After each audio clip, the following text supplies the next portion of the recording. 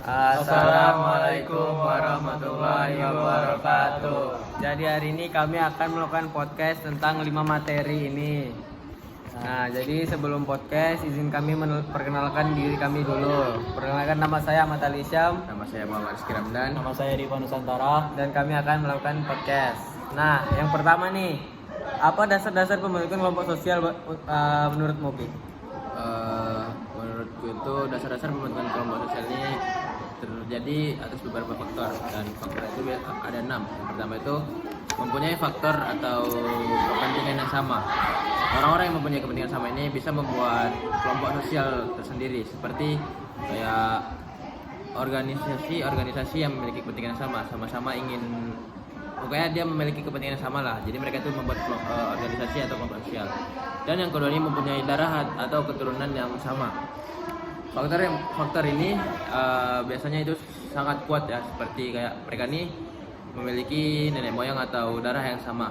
Jadi mereka ini secara tidak sengaja membentuk suatu kelompok. Contohnya seperti kelompok keturunan Arab, kelompok keturunan Cina. Selanjutnya dia ada faktor geografis. Faktor geografis ini terbentuk karena beberapa individu yang jarak tempatnya itu tidak jauh. Jadi mereka ini bisa bertemu secara singkat dan bertemu sering dan melakukan kontak fisik. Contohnya ini seperti misalnya kita tinggal di pulau, lalu kita ini mempunyai banyak teman. Jadi secara tidak sengaja kita tuh membentuk kelompok sosial di pulau tersebut karena letak geografis. Selanjutnya ada faktor daerah yang sama. Faktor daerah yang sama ini biasanya orang-orang yang mempunyai asal daerah yang sama bisa membuat suatu kelompok sosial. Contohnya seperti orang-orang yang sama-sama berasal dari Jawa Barat. Mereka ini kayak membuat kelompok asal Jawa Barat karena biasanya mereka ini yang mempunyai daerah asal yang sama ini mempunyai pola pikir yang sama. Selanjutnya ada faktor agama. Faktor agama ini biasanya beberapa orang yang mempunyai agama yang sama akan membuat kelompok sosial karena untuk mempermudah ibadah mereka. Selanjutnya ada faktor-faktor lain. Faktor-faktor lainnya yang dimaksud seperti kita tuh sama-sama ingin mencari atau dorongan untuk mempertahankan diri. Jadi kita tuh sama-sama ingin bekerja, lalu jadinya kita tuh di perusahaan tersebut kita di perusahaan tersebut secara tidak sengaja membuat kelompok sosial. Oke, jadi yang kedua, menurutmu berbagai bentuk dan jenis kelompok kepentingan gimana menurutmu? Kelompok kepentingan itu terbagi menjadi 4. Yang pertama itu kelompok anomi. Kelompok anomi ini terbentuk atas unsur-unsur dalam masyarakat yang terbentuknya secara spontan. Biasanya karena akibat ada kerusuhan, lalu karena ada politik. Lalu kedua itu ada kelompok non asosional. Kelompok non asosiasional ini biasanya kelompoknya itu belum tersusun secara rapi. Mereka strukturnya itu belum jelas, dan contohnya ini seperti organisasi paguyuban etnik, paguyuban suku dan lain-lain. Yang ketiga ini ada kelompok asosiasional. Kelompok masyarakat ini berfungsi mengartikulasikan anggotanya kepada pemerintah.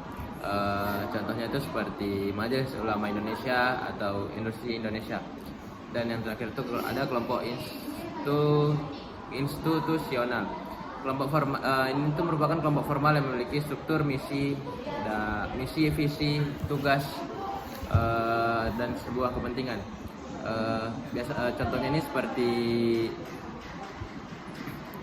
partai politik, lalu ada korporasi bisnis dan lain-lain. Oke, lanjut yang ketiga yaitu karakteristik dari partikularisme dan eksklusivisme kelompok. Nah, menurut saya yang pertama yaitu partikularisme, yaitu orang-orang yang cenderung mementingkan kepentingan diri sendiri pribadi di atas kepentingan kelompok. Jadi ciri-cirinya itu orang-orang yang lebih mementingkan orang yang kita kenal, misalnya mementingkan orang-orang yang kita kenal daripada yang tidak dikenal.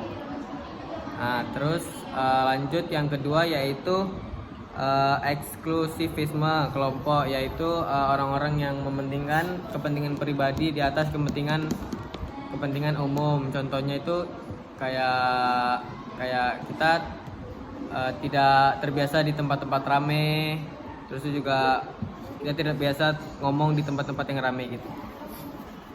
Jadi lanjut yang materi keempat, yaitu dinamika kelompok sosial. Nah, menurutmu itu gimana, Dim? Nah, dinamika sosial itu sebagai pengertiannya, dinamika kelompok sosial itu adalah adanya perubahan pola hubungan di kelompok sosial tersebut. Nah, dinamika kelompok sosial ini terjadi ada dua faktor. Yang pertama di faktor internal. Faktor internal ini berarti dinamika kelompok sosial tersebut terjadi di dalam kelompok sosial tersebut. Contohnya misalnya adanya konflik anggota yang menyebabkan pola hubungan kelompok sosial tersebut berubah. Yang kedua, faktor eksternal. Faktor eksternal itu berarti adanya perubahan pola hubungan dinamika sosial yang berada di luar kendali kelompok sosial tersebut. Contohnya misalnya adanya perubahan situasi ekonomi yang membuat adanya perubahan di kelompok sosial tersebut. Oke, yang terakhir materi yang kelima, pola hubungan antara kelompok dalam masyarakat. Nah, menurutmu gimana, guys? Nah, di pola hubungan antar masyarakat itu ada 5. Yang pertama alkulturasi, yang kedua dominasi, yang ketiga paternalisme, yang keempat integrasi, dan kelima pluralisme. Nah, pertama alkulturasi. Alkulturasi ini adalah sebuah usaha antara suatu kelompok dengan kelompok lain yang berpadu, yang berbeda ras. Nah, yang kedua ada dominasi. Dominasi itu adanya upaya dari suatu kelompok untuk menguasai kelompok lain. Nah, yang ketiga itu paternalisme. Paternalisme ini adalah merupakan dominasi dari suatu kelompok pendatang, sehingga banyak kelompok pendatang itu dipengaruhi oleh pola hubungan kelompok pendatang kelompok yang lainnya. Yang keempat ada integrasi.